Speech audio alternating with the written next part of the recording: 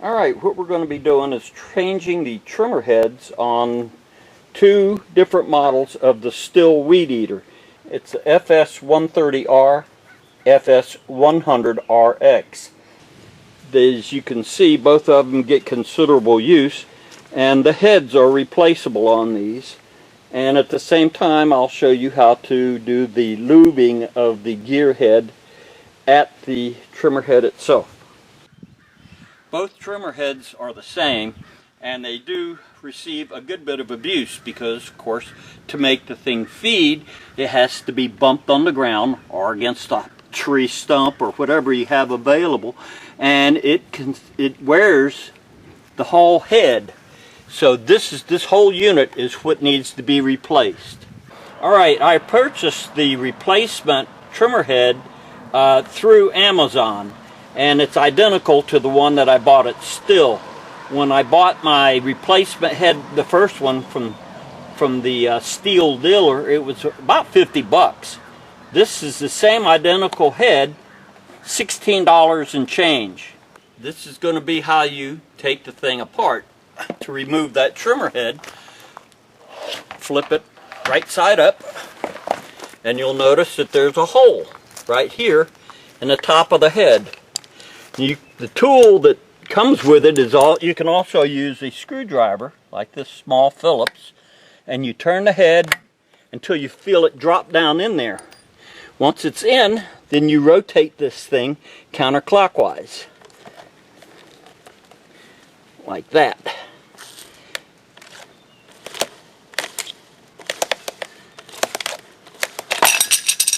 The head will come off, and you can see what you have there. When I took the head off, it exposed this, which dropped off, but you just take it. It just needs to be put on in this manner, and then the new head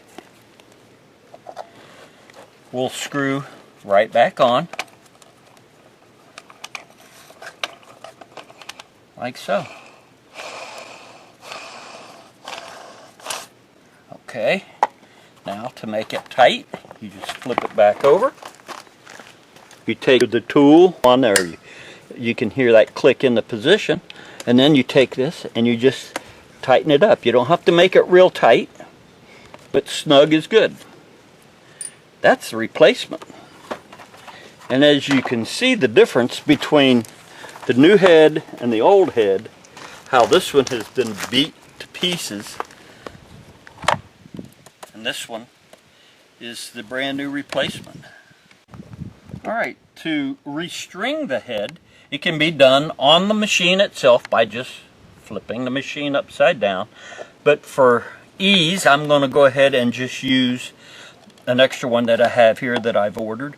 And in some cases you can, by depressing this with your finger, you can get it to release, and you have to do it on both sides. This being new, it's kind of stiff.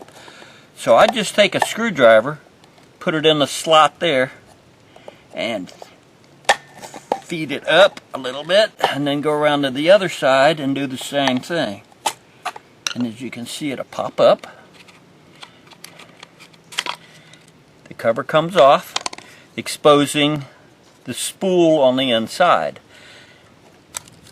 and it will come off simply by, sometimes if it's hung underneath one of these lugs like that, you'll have to rotate it just a few degrees by pushing it down and rotating it either clockwise or counterclockwise.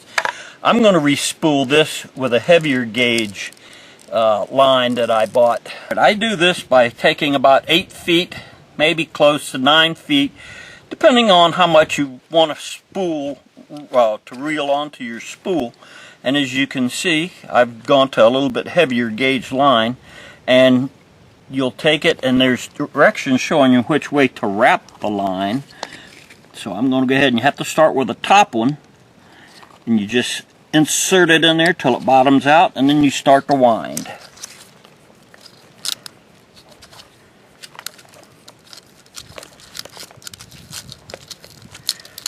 Alright, when you get down close to the end, what you'll need to do is, if you'll notice, there's not 2 notches in the top.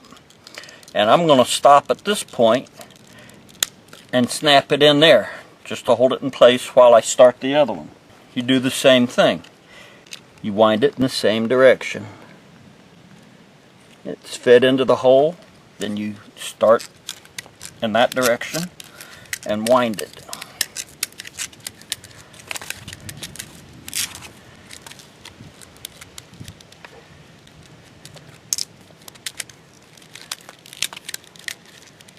Alright.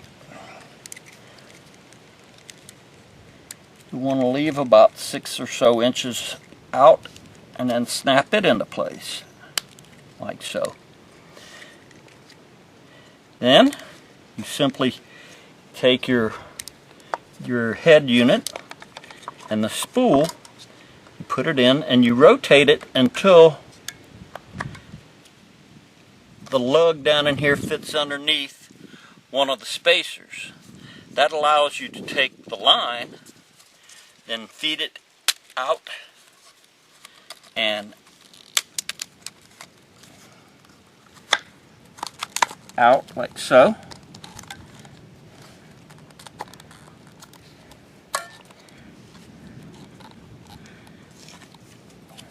Then you take your cover and you just push it down on there until it snaps into place. And now you're all ready to go. Once you've got the head and the line in on the spool, I just take my wire cutters and just cut it off.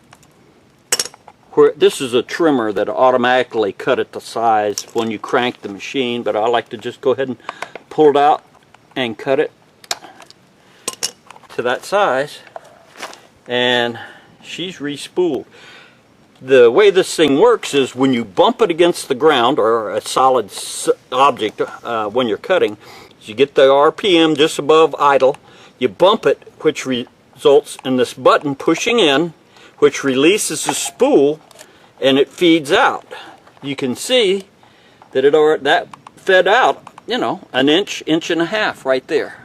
We're going to lubricate the head on the STIHL Weedeater using the multi-lube that you can purchase at any of your STIHL dealerships. Simply take a 13mm socket, turn it counterclockwise to loosen. Now I've already lubed this, and as an afterthought we thought to include this in the video, but what you'll do is you'll take the lubricant, insert it in the hole. What I do is I just give it a squeeze here and rotate the head a few revolutions till you see it start to ooze out, and then just reinstall the plug or screw. Tighten it up snug, don't strip it out, and you're done. This is the FS130 model, and to change the spark plug, it's quite simple. You just reach up and remove the plug wire. Take your wrench that came with the unit, with the machine, and you just take it off, turning it counterclockwise to remove the spark plug.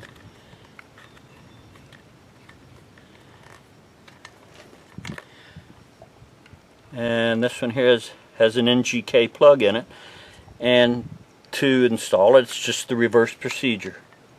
I'm not going to replace the plug this time. I just did that for the video, as this one's still good. Alright, the spark plug's been installed. You don't need to crank it down real tight. You can strip the head on this thing, so you just get it good and snug, slip the plug wire back on it, push it down, and she's installed.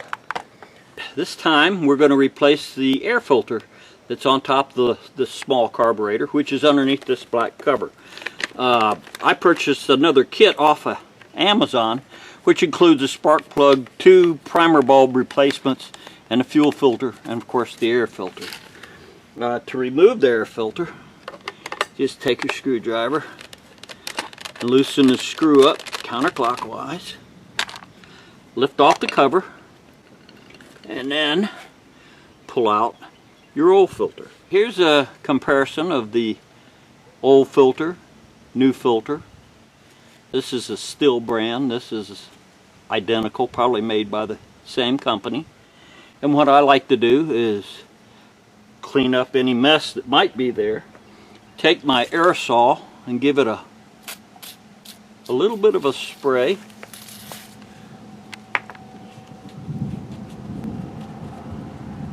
And then install it with the felt side down.